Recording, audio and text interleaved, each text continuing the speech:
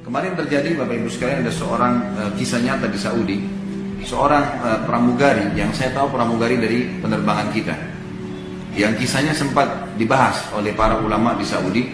Itu setelah dia tiba di Jeddah sakit keras dan sempat koma selama sebulan.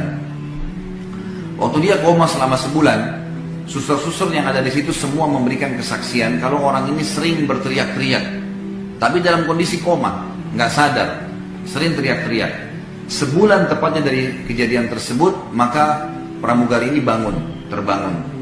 Waktu dia terbangun, maka dia menceritakan ternyata selama sebulan itu dia mimpi masuk ke neraka. Ya. Dan dia mimpi rambutnya digantung, badannya disiksa, dan dia rasakan itu siksaannya. Dia betul-betul merasakan sakitnya, siksaannya, jeritannya, dia semua rasakan. Dan dia lihat neraka, orang-orang disiksa selama sebulan. Semenjak itu, waktu dia sadar, dia bertobat kepada Allah Subhanahu Wa Taala dan meneruskan sisa hidupnya dengan ketaatan kepada Allah. Dan banyak orang seperti ini. Ada juga sekretaris, ya, orang kepercayaan ayah saya di Makassar. Dulunya saya tahu waktu saya masih kecil, saya masih SD, orang ini perbuatannya masih banyak perbuatan kefasikan, gitu kan. Maka saya tahu sendiri perbuatan-perbuatan yang kadang-kadang dilakukan, tapi semoga Allah tutupin lah, semoga Allah maafkan.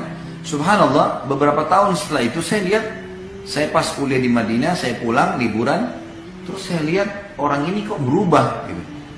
Azan ke masjid, gitu kan. Karena kebetulan waktu itu ada pabrik seng yang dimiliki oleh ayah saya, orang ini kerja di situ, gitu.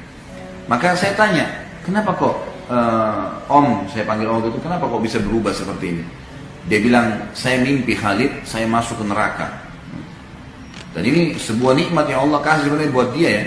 Dan lihat neraka, dan saya lihat orang disiksa, orang dipukul, orang dicincang, orang macam-macam. Dan tangan saya ini dibelenggu dengan rantai, dipegang oleh satu orang yang saya tidak bisa lihat wajahnya.